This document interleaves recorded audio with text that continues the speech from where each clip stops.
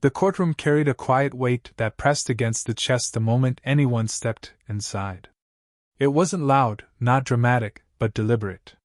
The kind of silence that made people lower their voices instinctively, straighten their backs, and become aware that every word spoken here mattered. Wooden benches lined the room, polished by years of restless hands and shifting bodies. A faint smell of old paper and varnish hung in the air, mixed with the subtle tension of people waiting to see how this would unfold. At the front, elevated just enough to command attention without arrogance, the judge sat calmly. His posture was straight, his expression neutral, eyes steady and observant. He didn't rush, didn't fidget, didn't announce authority with theatrics. He didn't need to. The room already knew who held it. When the officer entered, the energy shifted. Her boots struck the floor with sharp confidence.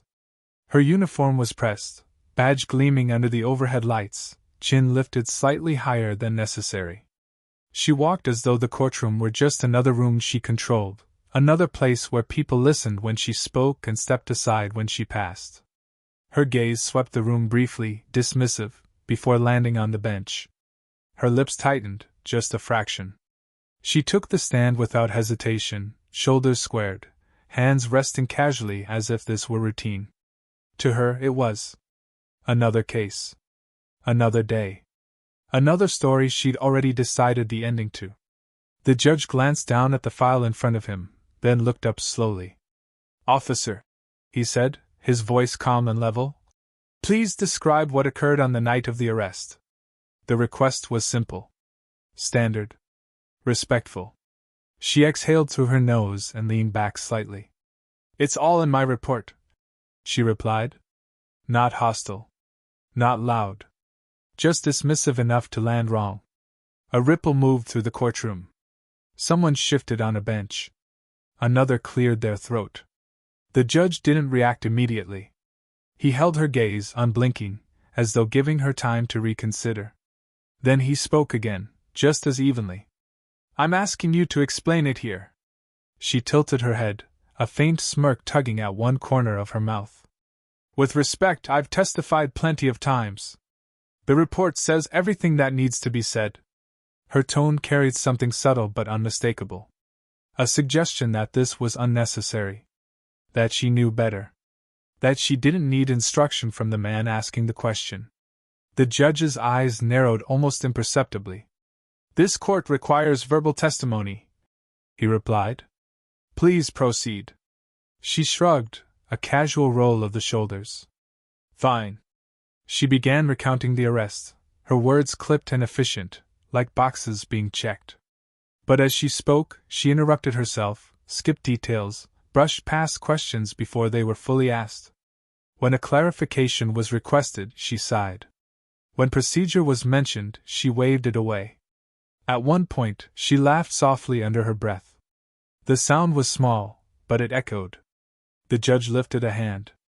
"Officer, answer the question." She looked at him directly then, eyes sharp. "I did." "No," he said calmly. "You didn't." Her jaw tightened. "Look, I was there. I know what happened." A few heads turned toward the bench. The air felt heavier now, tighter. The judge leaned forward slightly, resting his hands together. "And this court determines how that information is presented." She hesitated, just briefly, then scoffed. "Sure. Of course." The words were polite. The tone was not. A woman in the gallery shook her head slowly. Someone else whispered something under their breath. The judge's expression remained controlled, but something changed behind his eyes.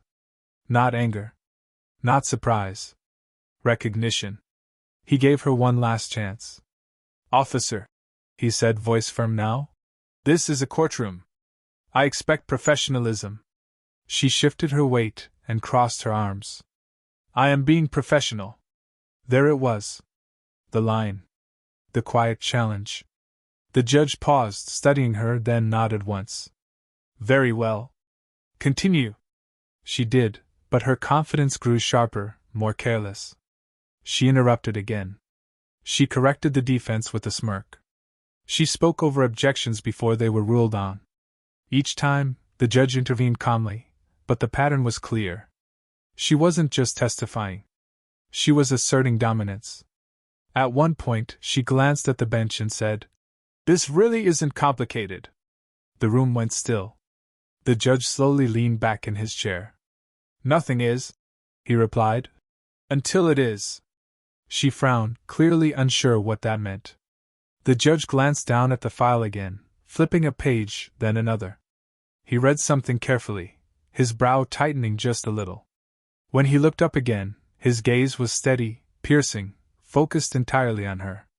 "Officer," he said quietly, "have you reviewed this report recently?"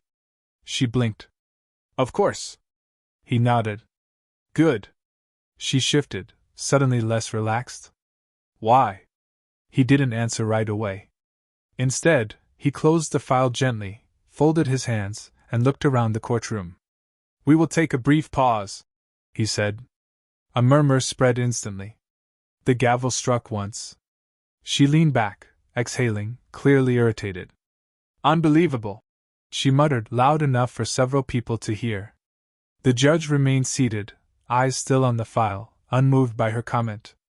As the room buzzed with whispers and shifting bodies, she glanced back at the bench, irritation flashing across her face. She had no idea what she just set in motion. When the courtroom settled back into place, the air felt tighter than before, as if the walls themselves had leaned in closer. People returned to their seats more slowly now, cautious, aware that something had shifted during the pause. Conversations dropped into whispers and then stopped altogether. Every eye drifted forward again. She returned to the stand with the same rigid posture, but the casual ease from earlier was gone. Her jaw was set, lips pressed in, annoyance barely contained beneath professional restraint. She tapped her fingers once against the wood, then stilled them when she realized how loud the sound felt in the silence. The questioning resumed. She answered at first with clipped precision, choosing words carefully, but the irritation crept back in as soon as the defense pressed for detail. When asked to clarify the timing of events, she frowned. "I've already explained that," she said. The response came calmly. "Please explain it again." She inhaled sharply. "I responded to the scene, assessed the situation, and made the arrest. Standard procedure." "Which step came first?" the question followed. She shook her head. "It doesn't matter. The outcome was the same." A pause. Then, "It does matter." Her eyes flicked up, disbelief clear. "With all due respect, this feels like nitpicking." A few people shifted uncomfortably. The tension was no longer subtle. She continued anyway, her voice gaining edge. She spoke faster now, cutting off questions mid-sentence, finishing them herself. Each time she did, the judge stopped her, correcting her gently but firmly. Each interruption chipped away at her patience. At one point, she leaned forward slightly and said, "This is how arrests work in the real world." The implication hung there. Heavy. Unmistakable. The judge looked at her steadily. "This court operates in the real world." She let out a short laugh, immediately catching herself. "Right." The word landed like a slap. A ripple of discomfort moved through the gallery. Someone near the back whispered, "Wow," under their breath. The judge raised his hand, silencing the room. "Officer, your tone is inappropriate." She straightened, eyes flashing. "I'm just answering questions." "No," he replied calmly. "You're dismissing them." Her face flushed slightly. "That's not my intention." "Intent does not override behavior," came the response. The defense pressed further, asking about protocol, about witness handling, about body camera footage. With every question, her frustration grew more visible. She sighed loudly. She rolled her eyes once before stopping herself. She glanced toward the prosecution as if expecting support that didn't come. When asked why a specific step hadn't been followed, she snapped. "Because it wasn't necessary." The judge leaned forward. "According to whom?" She hesitated. "According to my judgment." The courtroom went very quiet. The judge studied her for a long moment, then nodded slowly. "Your judgment will be examined," she scoffed. For doing my job? For how you did it? Her confidence wavered for just a fraction of a second. She shifted her weight, uncrossed her arms, then crossed them again, as if trying to reclaim control. The questioning continued, and with it came a subtle unraveling. Small inconsistencies surfaced. Minor details that didn't quite line up. Nothing dramatic on its own, but together they formed a pattern. Each time one was pointed out, she brushed it aside. That's semantics. You're overanalyzing. That's not relevant. Each dismissal earned a firmer correction from the bench. At one point, she leaned back and said, I don't see why this is even being debated. The judge's voice cut through, sharp but composed. Because that is how justice works. She clenched her jaw. Feels like I'm the one on trial. The judge met her gaze. Your actions are under review. That is not the same thing. She shook her head, clearly frustrated. This is ridiculous. A collective intake of breath swept the room. The judge didn't raise his voice. He didn't show anger. He simply sat forward, hands folded, eyes unwavering. Officer, he said quietly, you will refrain from commentary. She stared at him, incredulous. So I'm just supposed to sit here and let my integrity be questioned? You are here to answer questions, he replied. Nothing more. Nothing less. The words were precise. Final. The prosecution shifted uncomfortably, sensing the tide turning. The defense seized the moment, asking about training, about departmental guidelines, about oversight.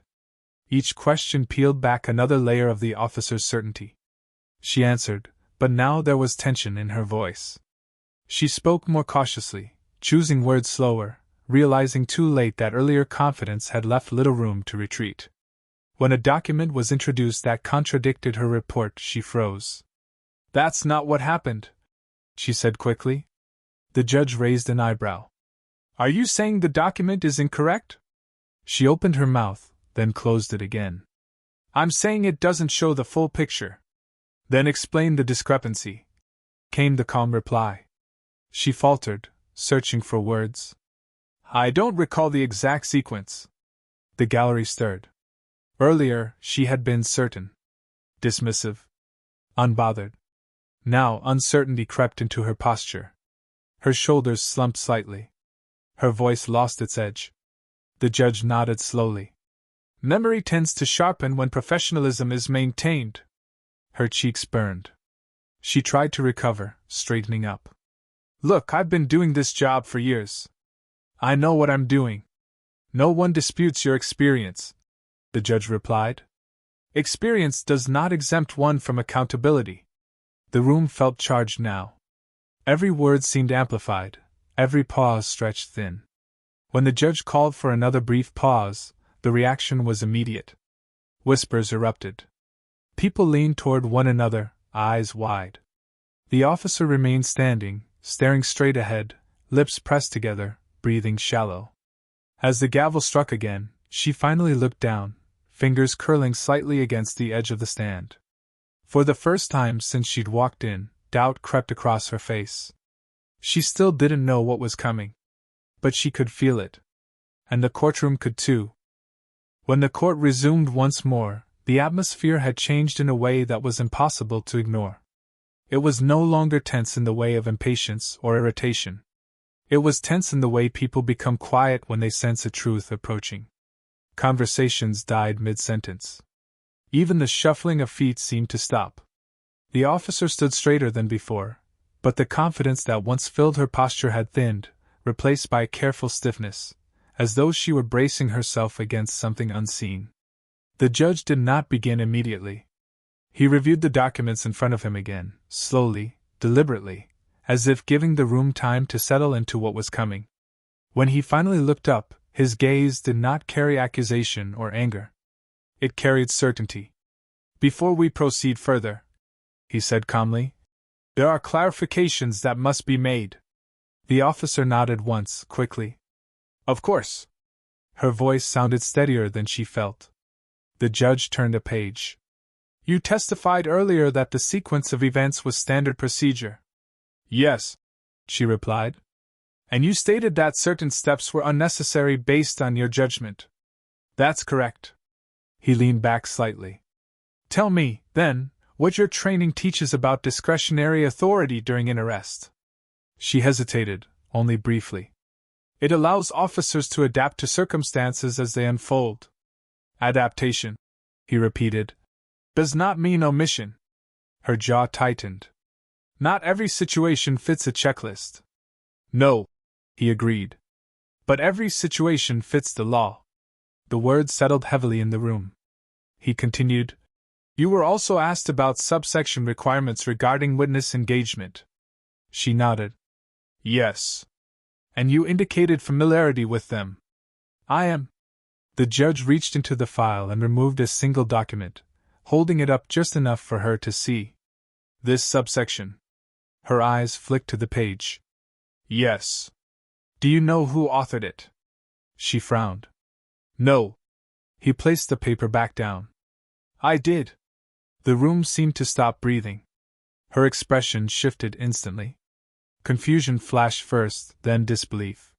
She stared at him as though she'd misheard. You, she said quietly. He nodded once. Years ago.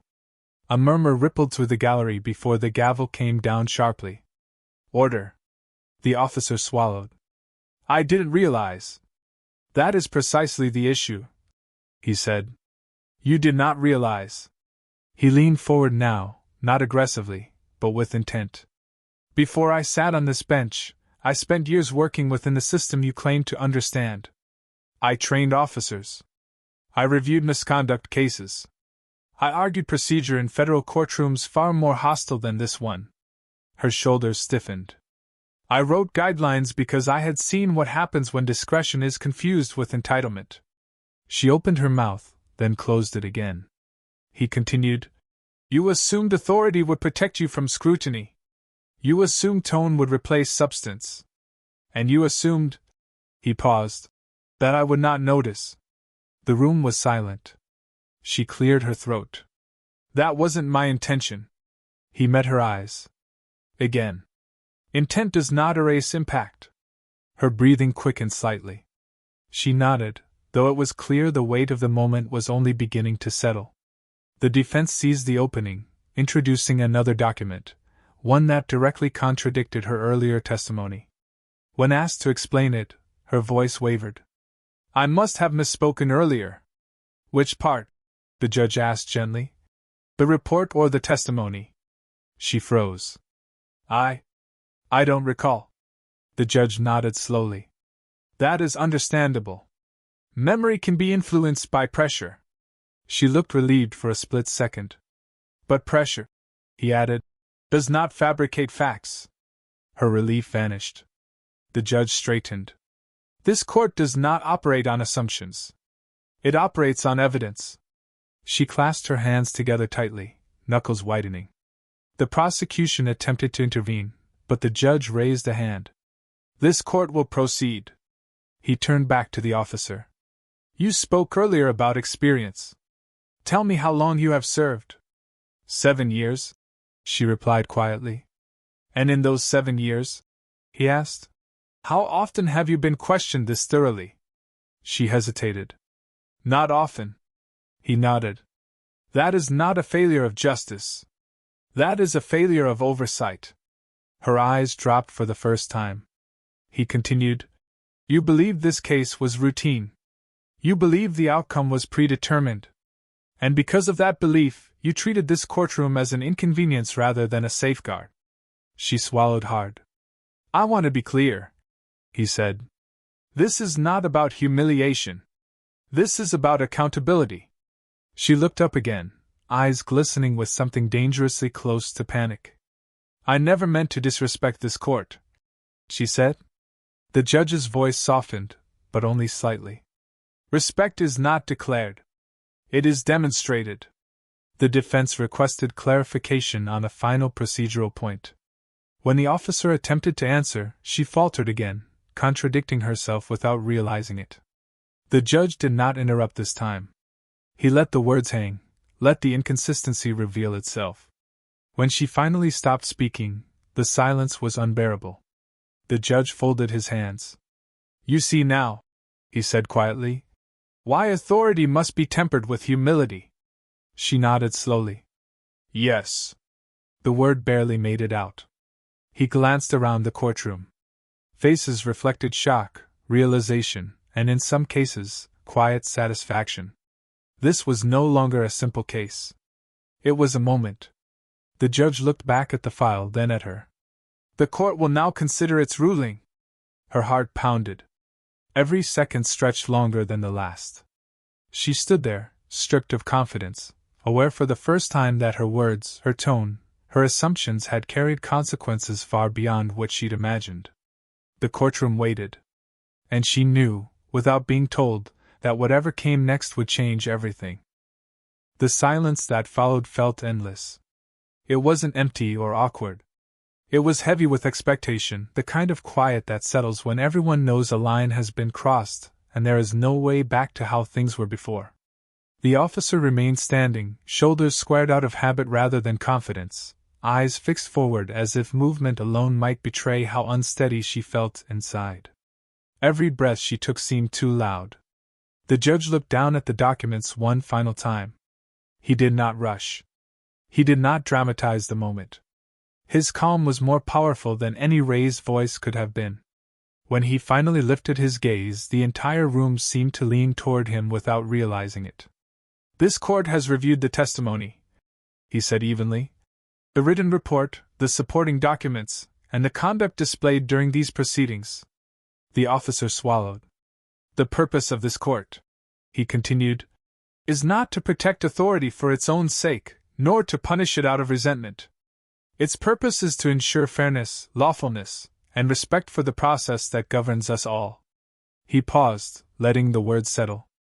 Based on the evidence presented, this court finds that the arrest in question did not meet procedural requirements. A sharp intake of breath rippled through the room. The inconsistencies between testimony and documentation, he went on, combined with deviations from established protocol, undermined the legality of the arrest. The officer's knees felt weak. She kept her posture rigid, but her face betrayed her now. Shock. Fear. Regret. Therefore, the judge said, his voice steady, the charges are dismissed. For a moment, no one moved. Then the gallery erupted in murmurs, some of relief, others of disbelief. The defendant closed their eyes, shoulders sagging as if a weight had finally been lifted. The officer stared straight ahead, barely hearing the sounds around her. The judge raised his hand. Silence returned instantly. This ruling, he said, is not a declaration of innocence or guilt. It is a declaration of process. And the process matters. He shifted slightly in his chair. However, this court cannot ignore what has occurred here today beyond the arrest itself. The officer's heart sank. Throughout these proceedings, he continued, this court observed repeated dismissals of protocol, interruptions of legal questioning, and conduct unbecoming of an officer sworn to uphold the law. Her jaw tightened. This court further observed a troubling assumption that authority alone would shield behavior from scrutiny. She lowered her eyes. As such, he said, this court orders a formal review of conduct, including courtroom demeanor and adherence to departmental standards.